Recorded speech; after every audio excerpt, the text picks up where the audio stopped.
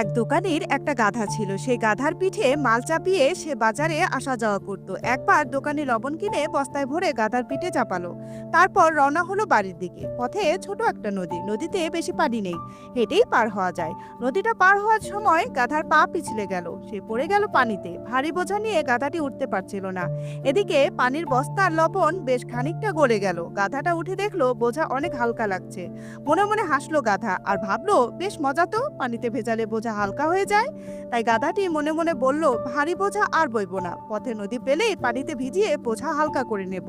কিছুদিন পর দোকানি সেদিন বস্তা বোঝাই করে তুলা কিনলো। তারপর গাধার পিঠে চাপিয়ে বাড়ির দিকে চললো। পথে সেই নদী পড়লো। পানিতে নেমেই গাধা ভাবলো বোঝাটা হালকা করে নেই।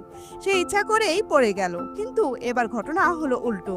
তুলা পানিতে ভিজে ভীষণ ভারী হয়ে গেল, এত ভারী যে গাধার পিঠে তাতে নুয়ে পড়লো। ভেজা তুলার ভারে গাধাটি উঠতে পারলো না। তখন দোকানি লাঠির গুঁতা দিয়ে গাধাকে পানি থেকে উঠিয়ে বাড়ির দিকে চলল। গাধা বেচারা কোকাতে কোকাতে হাঁটতে লাগলো।